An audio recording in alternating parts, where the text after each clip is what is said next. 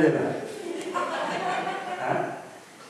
अब ये हमारे में नहीं रहा, देश काल का आदमी हो, लेकिन Paul cared for the reputation of the man of God. True forgiveness restores the image, the reputation. True forgiveness is not only merely the healing of memory, it goes beyond. Restoring the image, the tarnished image, the reputation. और आपको मालूम पौलुस क्या कहता है फिलिपियों फाइलेमन का निकाले, फाइलेमन फिल्मोन क्या कहते हैं गुजराती में?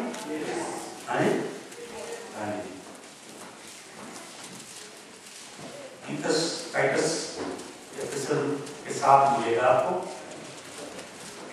पता लगेगा बाइबल कौन कौन पढ़ते हैं।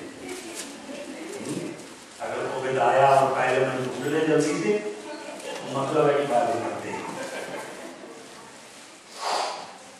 पढ़िए फाइलेमन की 24 वर्स। कई लोगों की बाइबल जुड़ी होती है पढ़ने, तो चर्च में यूं करते हैं बुक लगा के, कई बार क्योंकि घर में कभी खुली नहीं। फाइलेमन उसकी 24 वर्स पढ़े। हमारा साथी काम करना मार्क, अरिस्तार्खस, देमास तथा लोग सर्वने तने श्रेष्ठ ऊपर गए। हालेलुया। क्या कह रहा है? And so do Mark, hallelujah. He mentions his name in his letters. When he salutes, he ends the letters. Amen. You see how relationship got restored? How the healing took place? How they ministered forgiveness to one another? Paul, such a great man of God, when he humbled before John Mark, this is what I assume. John Mark broke in tears. कई बार जो बड़े होते हैं सोचते हैं मुझे छोटे से माफी मांगनी है, लेकिन जब बड़ा छोटे से माफी मांगता है इतना जबरदस्त काम होता है जो छोटे के बड़े के आगे माफी मांगने से भी नहीं होता। हार्ट ऐसे अंदर से उमड़ते, ब्रेक थ्रू होती है, आंखों से आंसू का। दुख की बात है कि हमारी आंखें भी सूखी हुई है, ड्राइनेस। मैं आपको जॉब करके ड्राइनेस होती है उसकी बात नहीं कर रहा, या कंप्यूटर पे काम करके जो ड्राइनेस होती है, मैं आध्यात्मिक बात कर रहा हूं, क्योंकि इमोशंस हमने दफन कर दिए ग्रेवयार्ड में। तो ब्रेक थ्रू हुआ दोनों का रिलेशन आपस में। नाउ जीसस को द लास्ट नाइट वो अपने प्यार को नुशावर करना चाहता है अपने चेलों में। तो चेले आपस में क्या कर रहे हैं? वाद विवाद और झगड़ा कर रहे हैं। तो जीसस क्या करता है? John's Gospel. Let's come back to where we started. John's Gospel, the 13th chapter. Jesus, knowing that the Father had given all things into his hands, and that he had come from God and was going to God, he rose from the supper. What Jesus did, he sensed in his spirit, he perceived the apostles were position hungry. They were power hungry. They loved control. You know how much we love control?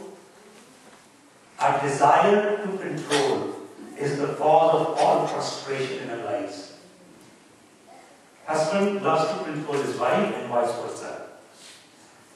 Kids and vice versa. In love, there is no control. Love liberates you. Love gives you wings to fly. Love never controls. Control is always demonic. आपको मालूम पवित्र आत्मा हमें कभी control नहीं करता। पढ़ के देखिएगा बच्चे, लीड करता है, गाइड करता है। सेटन हमेशा कंट्रोल करता है, मैनिपुलेट करता है। Holy Spirit leads you gently. Why? Because Holy Spirit must honor the gift of freedom that He has given you. You make your own deliberate choices. Holy Spirit honors, because that's the gift God gave to mankind. He's not going to push you. Anything that is pushy, जब भी आपकी जिंदगी में कभी ऐसी घटना बात हो, आपको कोई फैसला लेना हो, कोई भी चीज जो आपको पुश करे, समझ लेना कि वो प्रभु की ओर से नहीं, it is from the devil. Something that comes from God is gentle, flows like river, and you will have tremendous peace. Whenever you have to make decision, अगर आपको कोई पीछे से किक कर रहा है, no, it's the devil, because the devil kicks you from behind. It is the Lord who leads you. Jesus हमेशा आपके आगे आगे या आपका हाथ, लेकिन शैतान आपको पीछे से क्या करता है?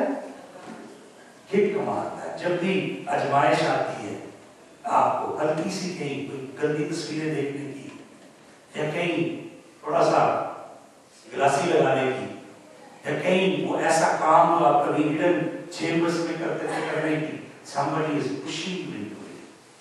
It's not God. परमेश्वर हमेशा क्या करते हैं? Jesus saw that the hearts of the apostles were polluted, so he rose up. And what he did? बड़े वचन में क्या लिखा है? यहाँ लिखा है, he rose up and he laid aside his outer garment. You know, when Jesus was sitting with the apostles, he had the robe of a rabbi. एक गुरु का चोगा उसने, जीसस ने ऐसे गुरु के चोगे को क्या किया? निकाल दिया. He laid aside his supreme position of being their master. And what he did? उसने एक बड़ा apron उठाया, thick cloth, and he tied around his, उसके बगल पे शायद लिनन का ephod था सिर्फ. He tied a long waist, a towel around his waist. फिर क्योंकि ये feast of unleavened bread उसके बाद पास हो रहे, तो Jews washed themselves ceremonially. Ceremonial cleansing के लिए रॉक को खोद के बड़े-बड़े मटके बनाए होते हैं, और बेसन होते हैं, वो बड़ी-बड़ी वेसल होते बड़े. तो जीसस उठा, उसने अपने गुरु होने के कपड़े को उतार दिया और बड़ा लंबा गमछा ले लिया.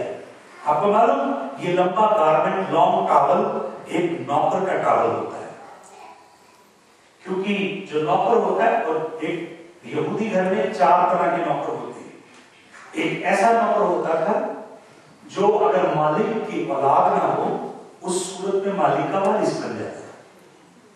जब इब्राहिम को कोई औलाद नहीं, तो उसने प्रभु को कहा, ये जो अभी मिल गया यही मेरा वारिस होगा. एलियाजर, थैंक यू, एलियाजर जो है यही मेरा वारिस होगा. उसके बाद एक दूसरे नेक्स्ट लेवल का, नीचे के लेवल का एक सर्वेंट होता है, जिसे ग्रीक में स्टूअर्ड कहा गया है. वो मैनेजर होता है मालिक की सारी एस्टेट का, वो बड़ा पावरफुल होता है. He would have the prerogative of hiring and firing, and nobody would ask him any account, only the master. फिर उसके बाद एक और नौकर होता था, जिसे पेनेगोस कहा गया, जिसको अपोस्टल पॉल ने गलातियंस के लेटर में लिखा है. वो कहता है कि मसीह के आने तक व्यवस्था हमारी टूटल थी, लेकिन उनके वर्ड है पेनेगोस. तो यहूदी लोगों के घर में कौन नौकर होता था? उसका काम होता था मालिक के बच्चों को घर से स्कूल लेके जाना, और स्कूल से वापिस उसे पेनेगोस कहा जाता. और फिर एक चौथे दर्जे का नौकर होता था, जो बंधुआ गुलाम जिसे कहा जाता है. जैसे इंडिया में कहते हैं ना, 4th क्लास एम्प्लॉय, जो क्या करते हैं, या बहुत से सफाई करने वाले जो होते हैं 4th क्लास, उसे कहा जाता था डूलॉस. तो डूलॉस का काम होता था क्या करना? पैर धोना. अगर आप व्यवस्था को पढ़ें और मिश्रा यहूदियों की पुस्तक को पढ़ें, तो आपको पता लगेगा किसी यहूदी नौकर को पैर धोने के लिए तो नहीं दिया जा सकता. तो जीसस कौन सा नौकर बने? 4th class. उसने क्या किया? गमछा बांधा. आपको मालूम, the one who knows who he is, only he can become a servant.